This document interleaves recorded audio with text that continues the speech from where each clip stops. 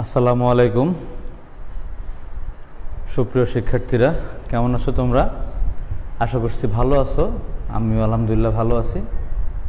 আজকে আমি তোমাদের নবম দশম শ্রেণীর পরিমিতি যে অধ্যায়টা আছে 16.1 থেকে 4 পর্যন্ত, এর 16.1 নিয়ে আজকে আলোচনা করব। আমি পরিমিতির এটাকে সাজিয়েছি তোমাদের যেভাবে, সেটা তোমাদেরকে বলি। আমি চেষ্টা করব যে এই অধ্যায়ের যে অঙ্কগুলো বেশি ইম্পর্টেন্ট, সব অঙ্ক তো এখন করানো সম্ভব হবে না, তো যে অঙ্কগুলো বেশি ইম্পর্টেন্ট, তোমরা যে অঙ্কগুলো পরীক্ষার জন্য বারবার প্র্যাকটিস করবে, সেই অঙ্কগুলোকে আমি এখানে নিয়ে আসছি তোমাদের জন্য। তো আজকে আমরা শুরু করব 16.1 দিয়ে। 16.1 থেকে 4 আমরা সবগুলো করব ইনশাআল্লাহ। আজকে আমরা 16.1 নিয়ে আলোচনা করব। প্রথমে আমরা 16.1-এর যে অনুশীলনী, এখানে আমাদের যে সূত্রগুলো কাজে লাগবে তোমরা নিশ্চয় জানো যে সূত্রগুলো, ত্রিভুজের কিছু সূত্র আছে এখানে আমাদের, আর আছে কিছু হচ্ছে ত্রিভুজের সূত্রগুলো মূলত আমাদের এই অধ্যায়। তো এই সূত্রগুলো তোমরা একটু দেখে নেবে। আমরা প্রথমে যে শুরু করব সেটা হচ্ছে আমাদের এখানে যে সমবাহু ত্রিভুজের একটা অঙ্ক আছে। সমবাহু ত্রিভুজের একটা অঙ্ক দিয়ে আমরা এখানে শুরু করব। দেখো সমবাহু ত্রিভুজের ক্ষেত্রফলের সূত্রটা কত সেটা একটু আমি এখানে লিখি।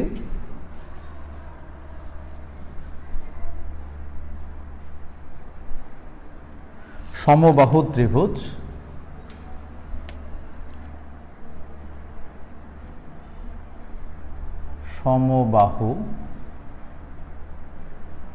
ত্রিভুজের ক্ষেত্রফল।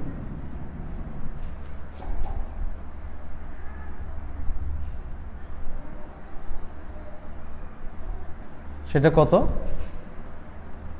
√3/4 a² বর্গ একক।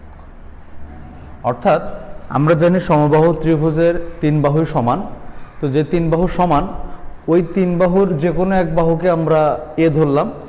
এ যদি ধরি তাহলে তার টোটাল ত্রিভুজের ক্ষেত্রফলটা হবে √3/4 a²।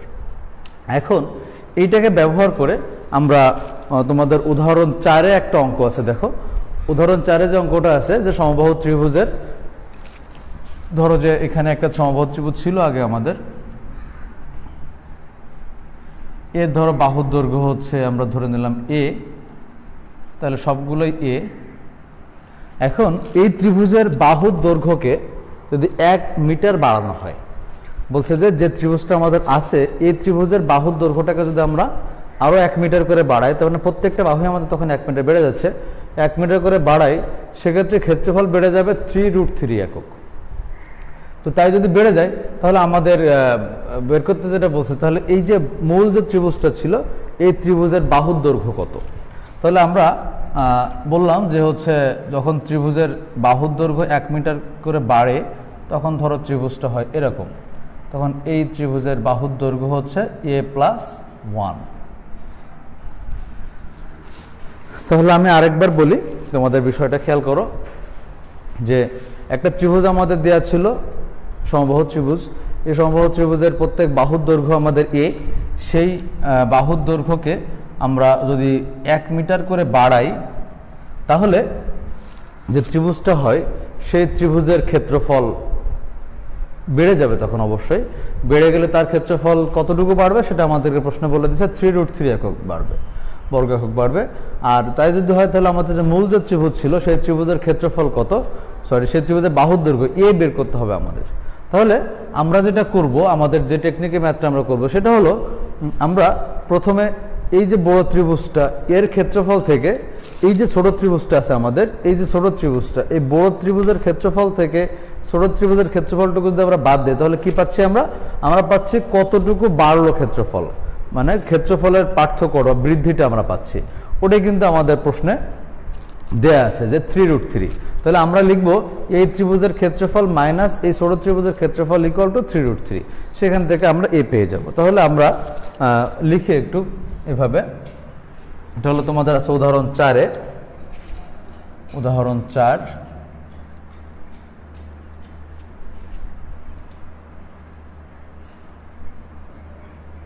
তোমরা এভাবে লিখো, ধরি সমবাহু ত্রিভুজের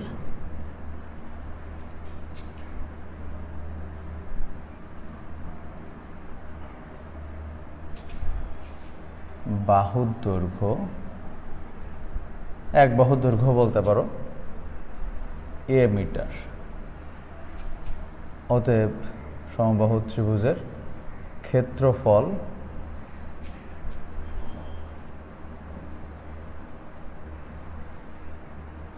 √3/4 a স্কয়ার বর্গমিটার। বাহুর দৈর্ঘ্য 1 মিটার বাড়ালে দৈর্ঘ্য হয়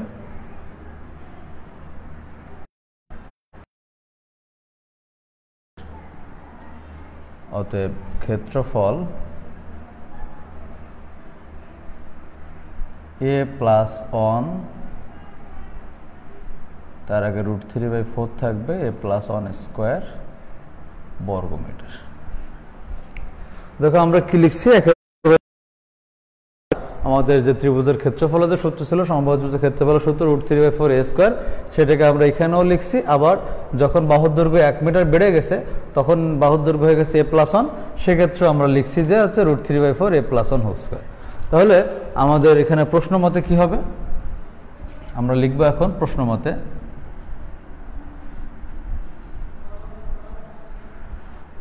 আমরা লিখব এইটা মাইনাস এইটা জন্য আমি খুব সহজেই অঙ্কটা করার চেষ্টা করব।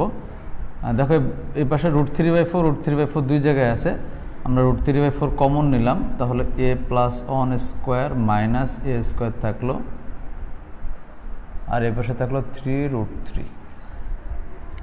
তাহলে আমরা বাম পাশের এইটাকে ডান পাশে নিয়ে যাব, তাহলে ডান পাশে নিয়ে গেলে এই ভাগটা হবে গুণ, গুণটা হয়ে যাবে ভাগ, আর বাম পাশে এটাকে আমরা ফর্মুলা লিখলাম a square minus +2a + 1 minus a square, আর এটাকে এই পাশে নিয়ে গেলাম 3√3 আমাদের আগেই ছিল, এর সাথে গুণ হবে 4 উপরে যে, আর নিচে হবে √3, তাহলে √3 কাটা যাবে, থাকবে 12। তাহলে বাম পাশে আমাদের a স্কয়ার কাটা থাকলো 2a + 1, আর ডান পাশে থাকতেছে 12। তাহলে আমাদের 2a = 12 - 1 বা 2a = 11, অতএব a = 5.5। তাহলে তোমরা দেখো এখানে যে ম্যাথটা আমরা করলাম খুব সহজ একটা ম্যাথ, কিন্তু এই ম্যাথটা পরীক্ষায় প্রায় আসে, এই টাইপের একটা ম্যাথ। আমরা বাহুর দৈর্ঘ্য যা ছিল তার ক্ষেত্রফল লিখছি, 1 মিটার বাড়ালে যা ক্ষেত্রফল হয় সেটা লিখছি। এই দুই ক্ষেত্রফলের পার্থক্য হিসাবে আমরা লিখছি 3√3, কারণ আমাদের বলছে যদি 1 মিটার বাহুর দৈর্ঘ্য বাড়ানো হয় তাহলে ক্ষেত্রফল হচ্ছে 3√3 একক বেড়ে যাবে। তো সেক্ষেত্রে আমরা সেটা লিখছি, এই পার্থক্য 3√3। তাহলে আমরা √3/4 এইটার স্কয়ার, আমরা এখান থেকে জাস্ট কমন নিলাম, এটা কমন নিলে থাকে এইটা মাইনাস এটা। এবার ডান পাশে এটাকে নিয়ে গেলাম ডান পাশে, 3√3, এই 4 নিচে ছিল, এই পাশে গুণ হয়ে গেল, আর এই √3 নিচে চলে আসলো। এইখানে যেটা থাকলো a + 1 হোল স্কয়ার, তাহলে a স্কয়ার + 2a + 1, এটা সূত্র লিখলাম, আর a - a স্কয়ার। এখান থেকে দেখো √3 কাটা থাকে 3 আর এই 4, তার মানে 3 × 4 = 12, আর এখানে 2a + 1 a স্কয়ার কাটা, তাহলে আমাদের এখান থেকে অ্যান্সার আসতেছে 5.5। সেম একটা ম্যাথ আমাদের অনুশীলনীতে আছে। অনুশীলনীতে যেটা আছে সেখানে বলা আছে যদি বাহুর দৈর্ঘ্য 2 মিটার বাড়ানো হয়, বাহুর দৈর্ঘ্য 2 মিটার বাড়ানো হয় সেক্ষেত্রে, আর সেক্ষেত্রে ক্ষেত্রফল বেড়ে যাবে হচ্ছে 6√3। আমি ম্যাথটা একটু তোমাদের দেখাই দিচ্ছি। ধরো এখানে তখন আমাদের হয়ে যাবে 2। অনুশীলনীর 5 নম্বরে আছে ম্যাথটা তোমাদের, তোমরা এটা দেখতে হবে অনুশীলনের 5 নম্বরে। তাহলে এখানে আমাদের পার্থক্য শুধু হবে কোথায়, এইখানে 2 হয়ে যাবে, এটা 2, এইটা 2, আর এইখানে হবে তখন 6√3। তোমরা এটা তুলে নিতে পারো, আমি পুরো অঙ্কটাই তোমাদের দেখাই দিচ্ছি, 6√3। তাহলে এখান থেকে আমাদের এটা 2 হলো, এটা হলো a স্কয়ার + 4 হয়ে যাবে, +4, আর এটা হলো এটা, আর এখানে 6√3 ভাগ হচ্ছে এটা, সবই ঠিক থাকবে। তাহলে এখানে হবে 4 × 6 = 24, এটা হবে 4a প্লাস 4 ইকুয়াল টু 24। তাহলে এখান থেকে হবে 24 মাইনাস 4, তাহলে 20, আর এটা হচ্ছে 4a, এটাও 4a, তাহলে এখান থেকে আমাদের 20/4 5। তাহলে দেখো আমি পুরো ম্যাথটা আরেকবার এখানে তোমাদের দেখাই দিলাম। এখানে পার্থক্যটা ছিল যে বাহুর দৈর্ঘ্য 2 মিটার বাড়বে, তাহলে বাহুর দৈর্ঘ্য যদি 2 মিটার বেড়ে যায় সেক্ষেত্রে আমাদের ক্ষেত্রফল আসলে সেভাবে হবে √3/4a + 2 হোল স্কয়ার হবে। তাহলে আমরা এখান থেকে দেখতে পাচ্ছি যে √3/4 এইটার স্কয়ার মাইনাস এইটার স্কয়ার ইকুয়াল টু 6√3। এবার 6√3 কেন? কারণ এবার আমাদের প্রশ্ন বলে দিছে যে ক্ষেত্রফল 6√3 একক বেড়ে যাবে। ওকে, তাহলে আমরা দেখতে পাচ্ছি যে এখান থেকে যদি আমরা সেই √3/4 কমন নেই আগের মতোই, তাহলে এইটা মাইনাস এইটা, সেখান থেকে আমরা এই সূত্র বসালাম আর এখান থেকে আমরা পেয়ে গেলাম আমাদের সেই এর মান। তাহলে আশা করি তোমরা অঙ্কটা বুঝতে পারছো। হ্যাঁ, এরপর আমরা চলে যাচ্ছি তোমাদের অনুশীলনীতে একটা অঙ্ক আছে এই নিয়মের, আর উদাহরণে একটা অঙ্ক আছে, যে অঙ্কটা আমরা এখন সেই অঙ্কটা একটু করব। দেখো তোমরা বের করো অনুশীলনীর উদাহরণের 6 নম্বর অঙ্কটা। উদাহরণের 6 নম্বর অঙ্কটা বের করো। অঙ্কটাতে বলা আছে একটা জিনিস, সেটা হলো যে একটা জায়গা থেকে দুইজন লোক 120 ডিগ্রি কোণ করে দুই দিকে হাঁটা শুরু করছে। তাহলে আমরা এখান থেকে দেখো, আমরা যদি ধরো যে এখানে এ বিন্দুতে একটা লোক দাঁড়িয়েছিল, দুইজন লোক দাঁড়িয়েছিল, একজন লোক এই দিকে গেছে আর একজন লোক এই দিকে গেছে। এখন দুইজনের গতি দুই রকম। একজনের গতি হচ্ছে ঘন্টায় 10 কিলোমিটার/আওয়ার, তার মানে ঘন্টায় 10 কিলোমিটার যাবে সে, আর আরেকজনের গতি হচ্ছে ঘন্টায় 8 কিলোমিটার। তার মানে এই দিকে যে আসছে সে আসলে ঘন্টায় 10 কিলোমিটার করে গেছে, আর ওদিকে যে গেছে সে গেছে ঘন্টায় 8 কিলোমিটার করে। এখন দেখো যদি 5 ঘন্টা করে এরা প্রত্যেকে হাঁটে, 5 ঘন্টা করে যদি প্রত্যেকে যায়, তাহলে এ কত দূর যাবে? এ যাবে কিন্তু যেহেতু ঘন্টায় সে যাচ্ছিল 10 কিলোমিটার করে, তাহলে 5 ঘন্টা গেলে সে যাবে 50 কিলোমিটার। আর এ যাচ্ছে যেহেতু 8 কিলোমিটার বেগে, সে কিন্তু যাবে 40 কিলোমিটার।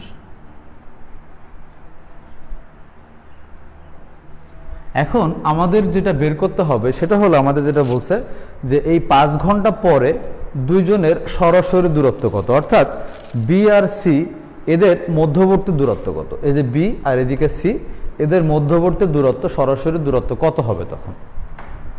তাহলে আমরা এটা একটা লম্বা টান দিই, এখান থেকে বিসি যোগ করে দিলাম। এবার আমাদের অঙ্কের সুবিধার্থে আমরা এই সি থেকে একটা লম্ব নিলাম ভূমিতে, এখানে নাম দিলাম এটা ডি। এটা আমাদের অঙ্কের সুবিধার্থে আমরা এটা করে নিলাম। একটা অঙ্কন আমরা করে নিলাম যে বাড়তি অঙ্কন, যে সিডি একটা লম্ব টানলাম আমরা বি এ বাহুর বর্ধিত অংশের উপরে।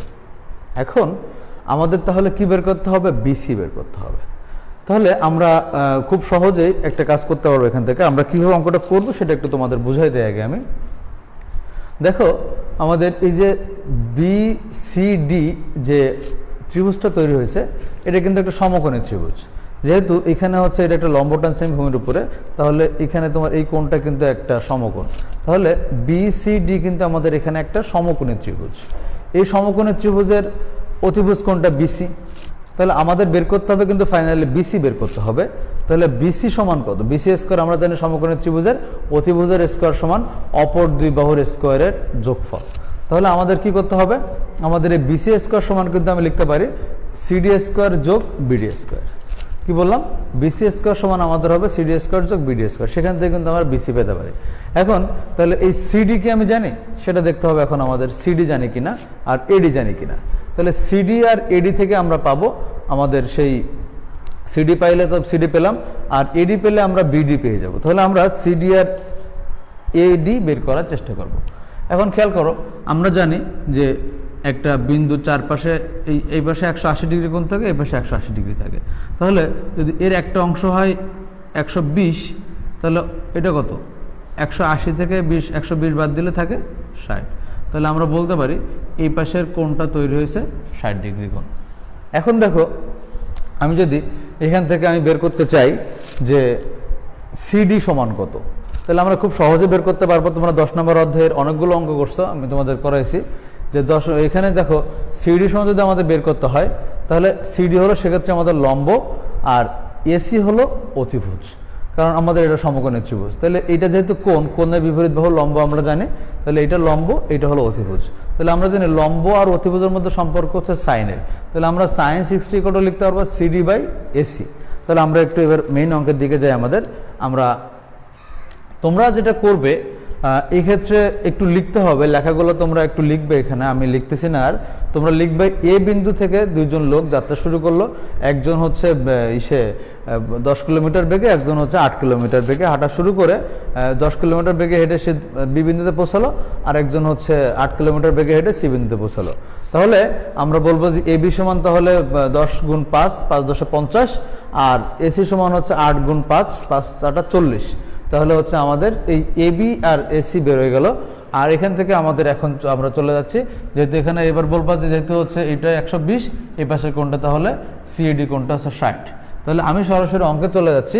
এটা ছিল আমাদের উদাহরণ 6, খুব সহজ একটা ম্যাথ ছিল এটা আমাদের উদাহরণ 6। এখানে আমরা যেটা করব, প্রথমে আমরা বের করব হচ্ছে সিডি। তাহলে আমরা দেখতে পাচ্ছি আমরা এখান থেকে লিখব sin 60, sin 60 degree equal to কত, লম্ব বাই অতিভুজ, লম্ব সিডি, অতিভুজ কত এসি। তাহলে sin 60 ইকুয়াল টু আমরা জানি √3/2। এখান থেকে আমরা সিডি জানি না, বের করব এসির মান আমরা জানি অলরেডি, এসি হচ্ছে 40। তাহলে এখান থেকে আমরা পাচ্ছি 2CD ইকুয়াল টু 40√3। অতএব সিডি ইকুয়াল টু আমরা পাচ্ছি 20√3, এটা পাচ্ছি। এই 20 আর এই 40 আর 2 কাটাকাটি হলো 20 হয়, সেটা পাচ্ছি আমরা সিডি। এখন আমরা আরেকটা লাগবে, আমাদের এডি লাগবে। কেন এডি লাগবে? কারণ আমাদের মূল দরকার হচ্ছে বিডি, তো বিডির একটা অংশ হচ্ছে এডি, তো এডি আমরা জানি না, এডি বের করে নেব। দেখো এডি বের করতে গেলে আমাদের কি লাগতেছে, যেহেতু এখানে কোণ 60, তাহলে এডির জন্য কিন্তু এডি হলো ভূমি, এটা ভূমি, এটা অতিভুজ। তাহলে ভূমি আর অতিভুজ থেকে কিন্তু আমরা খুব সহজেই এডি বের করতে পারি। আমরা জানি ভূমি আর অতিভুজের মধ্যে সম্পর্ক হচ্ছে কজের, তাহলে cos 60 ইকুয়াল টু, লিখবো আবার cos 60 ইকুয়াল টু কত, cos 60 ইকুয়াল টু হচ্ছে তোমার ভূমি বাই অতিভুজ, that is AD by AC. তাহলে তুমি জানো cos 60 ইকুয়াল টু কত, হাফ। তাহলে এডি মানে আমরা জানি না, এটা বের করতে হবে, এসি মানে আমি জানি 40।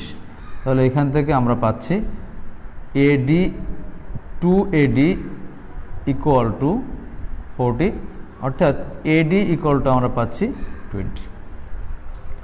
তাহলে দেখো আমরা যে মানগুলো পেলাম, এডি ইকুয়াল টু পেয়ে গেলাম, সিডি ইকুয়াল টু পেয়ে গেলাম। তাহলে এখন আমরা খুব সহজেই বাকিটা করে ফেলতে পারবো। কিভাবে করবো একটু খেয়াল করো। আমরা যেহেতু এডি পেয়ে গেলাম, তাহলে অতএব বিডি কত, অতএব বিডি সমান আমরা পাচ্ছি, বিডি সমান আমরা আগে জানতাম BA প্লাস এডি। তাহলে BA আমরা জানি আগেই 50, আর এডি কেবল পেলাম হচ্ছে 20। তাহলে দুইটা মিলে 70, এটা আমরা পেয়ে গেলাম। 70 কিলোমিটারও দিতে পারো তুমি, কোনো অসুবিধা নেই, এটা পেলাম। এখন আমাদের বের করতে হবে কি BC। তাহলে আমরা দেখো BC স্কোয়ার, এটা সমান বলতে পারি কি, এটা সমান আমরা জানি যে লম্ব স্কোয়ার যোগ ভূমি স্কোয়ার। লম্ব কত, লম্ব হচ্ছে সিডি স্কোয়ার, ভূমি হচ্ছে বিডি স্কোয়ার। তাহলে এখান থেকে আমরা পাচ্ছি সিডি কত, সিডি আমরা জানি, কেবল পেয়েছি সিডি পেয়েছি আমরা 20√3 তার স্কোয়ার, প্লাস বিডি কত পেয়েছি আমরা 70 স্কোয়ার। তাহলে এখান থেকে আমরা পাচ্ছি দেখো 400 আর এই 3, তাহলে 1200, আর এদিক থেকে 7 7 4900, তার মানে 6100 হচ্ছে এখান থেকে এটা। তাহলে অতএব বিসি সমান কত হবে? তাহলে দেখো আমাদের এখান থেকে অতএব বিসি স্কোয়ার ইকুয়াল টু এটা পাইছি আমরা। তাহলে অতএব বিসি সমান কত, বিসি সমান √7100, সরি 6100, এটাকে তোমরা রুট করো, তাহলে যেটা পাবে সেটা হলো 78.1, 78.1, এটা হচ্ছে কিলোমিটার। এটাই হচ্ছে আমাদের অতএব বি ও সি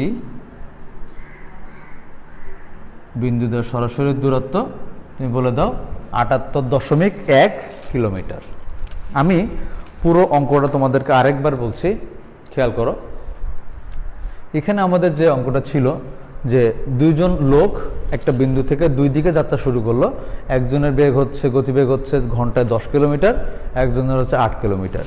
প্রশ্ন করা হয়েছে যে 5 ঘন্টা ধরে যদি তারা এরকম হাঁটার পরে তারা যেখানে পৌঁছাবে সেই দুইজনের দুই অবস্থান থেকে সরাসরি দূরত্বটা কত হবে। তাহলে আমরা এখানে দেখতে পাচ্ছি এই বিন্দু থেকে হাঁটা শুরু করলো 120 ডিগ্রি কোণে, তারা হাঁটার পরে একজন আসে বি বিন্দুতে পৌঁছালো, একজন সি বিন্দুতে পৌঁছালো, দুজনের দুই রকম গতিবেগ ছিল।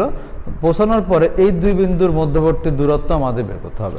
তো আমরা দেখতে পাচ্ছি এটা যদি আমরা এখান থেকে একটু লম্ব অঙ্কন করে নেই আমাদের জন্য সুবিধা, তো আমরা একটু লম্ব অঙ্কন করছি, সিডি লম্ব আঁকছি আমরা, আর সেক্ষেত্রে আমাদের বিসি হয়ে গেল অতিভুজ, বাকি লম্ব হলো হচ্ছে সিডি আর ভূমি হলো বিডি। তো সেক্ষেত্রে আমরা জানি যে লম্ব অতিভুজ স্কোয়ার সমান ভূমি স্কোয়ার যোগ হচ্ছে লম্ব স্কোয়ার। তাহলে আমরা সেইটা বের করার জন্য যে লাস্ট লাইনটা একটু খেয়াল করো, বিসি স্কোয়ার সমান কিন্তু আমরা CD square plus BD square লিখছি। তাহলে এই সিডি আর বিডি আমাদের বের করার দরকার ছিল। তাহলে সিডি আমরা নর্মালি কীভাবে বের করলাম, আমরা দেখতে পাচ্ছি এই পাশের এই কোণটা যখন 120, তাহলে এই পাশের কোণটা কত হবে। আমরা জানি যে একটা রেখার এক পাশে 180 ডিগ্রি কোণ থেকে, সেক্ষেত্রে হচ্ছে একটা 120 হলে বাকিটা হয় 60। তাহলে আমাদের এটা হয়ে গেল 60 ডিগ্রি কোণ। এখন বাকি আমাদের যেটা করতে হবে, তাহলে এই সিডি যদি বের করতে হয় তখন আমাদের যেটা লাগবে, মানে আমাদের এই লম্বের সাথে আমরা এই অতিভুজের একটা সম্পর্ক করতে পারি। তো লম্বের সাথে অতিভুজের সম্পর্ক আমরা জানি সাইন থিটা, তাহলে সাইন 60 আমরা লিখছি লম্ব বাই অতিভুজ, অর্থাৎ সিডি বাই এসি লিখছি আমরা। লেখার পর এবার আমরা যেটা করলাম, এখান থেকে আমরা পেয়ে গেলাম সিডি। একইভাবে আমাদের দরকার ছিল বিডি, তো বিডি আমরা বের করতে চাচ্ছিলাম। বিডির জন্য আমরা বিএ পর্যন্ত মান জানি 50, এডিটুকু জানতাম না, তো এডি বের করতে চাচ্ছিলাম। তাহলে এডির জন্য আমরা কি লিখলাম, আমরা লিখলাম এটা হচ্ছে ভূমি, এটা অতিভুজ, সেক্ষেত্রে আমাদের ভূমি বা অতিভুজ আমরা জানি কস থিটার সূত্র। তাহলে কস থিটা ইকুয়ালটা আমরা লিখলাম cos 60 ইকুয়াল টু ভূমি এডি আর অতিভুজ হচ্ছে এসি, সেটা সেখান থেকে আমরা পেয়ে গেলাম এডি। তাহলে আমরা যখন এডি পেয়ে গেলাম, তাহলে আমরা বিডি পেয়ে গেলাম। বিডি আমরা যখন পেলাম, বিডি পাওয়ার পরে আমরা বিসি স্কোয়ার ইকুয়াল টু যেটা ছিল CD square plus BD square, সেই সূত্রে আমরা এটা বসাই দিলাম। বসাই দিলে কিন্তু আমাদের সেখান থেকে বিসি স্কোয়ার বেরোলো 6100, তাকে রুট করলে আমরা পেয়ে যাব 78.1। এক্ষেত্রে যেটা উল্লেখযোগ্য সেটা হলো এটা, এক্ষেত্রে কিন্তু রুট করলে আমি মাইনাসটা লিখি নাই, যেহেতু হচ্ছে আমাদের এখানে দূরত্বের ব্যাপার, যেন মাইনাস চিহ্নটা আসবে না। তোমরা এবার চলে যাও অনুশীলনের 8 নম্বর অঙ্কে। অনুশীলনের 8-এ যে অঙ্কটা আছে একেবারেই একই অঙ্ক, এখানে শুধুমাত্র পার্থক্য হচ্ছে এখানে বলছে হচ্ছে 135 ডিগ্রি কোণ তৈরি করবে এটা, তাহলে এটা হয়ে যাবে 45। আর বলছে যে দুজন যে দুই দিকে গেল তার একজনের গতিবেগ ছিল হচ্ছে ঘন্টায় 7 কিলোমিটার আর একজনের গতিবেগ হচ্ছে ঘন্টায় 5 কিলোমিটার, আর এরা হাঁটছে হচ্ছে 4 ঘন্টা ধরে। 4 ঘন্টা হাঁটলে এর হলো 28, তাহলে আর এর হলো 4 5 20 কিলোমিটার। তাহলে আমাদের পুরো অঙ্কটা একই রকম অঙ্ক, শুধু এখানে মানের একটু পার্থক্য আসবে। আমরা এই অঙ্কের যেখানে যেখানে আগে যেটা ছিল যেখানে 50 সেখানে আমরা 28 বসাবো, আগে যেখানে 20 এটা ছিল, দেখো আমি তোমাদের অঙ্কটা একটু করেই দিই, এটা 20, তাহলে এখানে হবে 20, তাহলে এটা হয়ে যাবে 10√3, আর এইখানে যখন 20 হবে তখন এটা হয়ে যাবে হচ্ছে 10। তাহলে এখানে আমাদের এর সাথে 10 যোগ হবে, 20 যোগ না হয়ে এটা হলো 28, এর সাথে 10 যোগ হলে হবে 38, আর এখানে তখন হবে আমাদের 10√3 তার স্কোয়ার, আর এখানে 38 এর স্কোয়ার, তাহলে এখানে হবে হচ্ছে 100 আর 300, আর এখানে 38কে স্কোয়ার করলে আমরা পাচ্ছি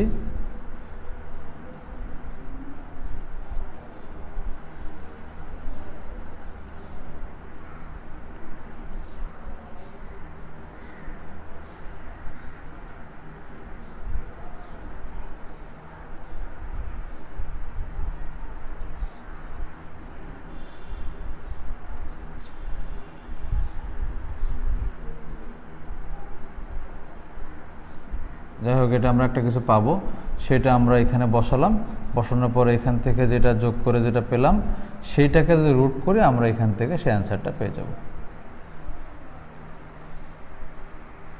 তাহলে তোমরা দেখো দুইটা অঙ্ক কিন্তু আসলে একই অঙ্ক, আমরা শুধুমাত্র এখানে মানের পার্থক্য হয়েছে। এবার তোমরা আরেকটা অঙ্ক একটু যাও, অনুশীলনীর 9 একটা অঙ্ক আছে তোমাদের। এই অঙ্কটাও মাঝে মধ্যে দেখা গেছে পরীক্ষায় আসে। তোমরা সেই অঙ্কটায় যেটা বলা আছে আমি শর্টকাটে তোমাদের একটু বলে দিচ্ছি। সেটা বলছে একটি সমবাহু ত্রিভুজের অভ্যন্তরস্থ কোনো বিন্দু থেকে একটা সমবাহু ত্রিভুজ, আমি একটু বড় করে ত্রিভুজটা আঁকলাম, যদিও সমবাহু হয়নি, আমি আরেকবার আঁকি। একটা সমবাহু ত্রিভুজ, এটা এই সমবাহু ত্রিভুজের অভ্যন্তরস্থ একটা বিন্দু, ধরো আমি ধরলাম যে বিন্দুটা এখানে আছে। এই বিন্দু থেকে বলছে যে হচ্ছে যদি তুমি বাহুর উপরে লম্ব টানো, এই লম্বের একটা 6, একটা 7, একটা 8। প্রশ্ন করা হয়েছে যে সমবাহু ত্রিভুজের ক্ষেত্রফল কত আর এর বাহুর দৈর্ঘ্যই বা কত। তাহলে আমরা যদি প্রথমে বাহুর দৈর্ঘ্য পাই, ক্ষেত্রফল কিন্তু আমরা √3/4a² দিয়ে খুব সহজে পেয়ে যাব। তাহলে আমি এই অঙ্কটা তোমাদেরকে যেভাবে করতে বলবো একটু খেয়াল করো। আমরা নাম দিলাম ত্রিভুজের ABC, এটার নাম দিলাম O, এটা D, এটা E, এটা F নাম দিলাম। এখন একটা জিনিস আমি করব, সেটা হলো এখান থেকে এগুলোকে একটু যোগ করে দেব, যোগ করে দিলাম। যোগ করে দেওয়ার পর একটা জিনিস এবার খেয়াল করো, বিষয়টা হয়ে গেল কেমন। আমি এটা তোমরা একটু খেয়াল করো, এখানে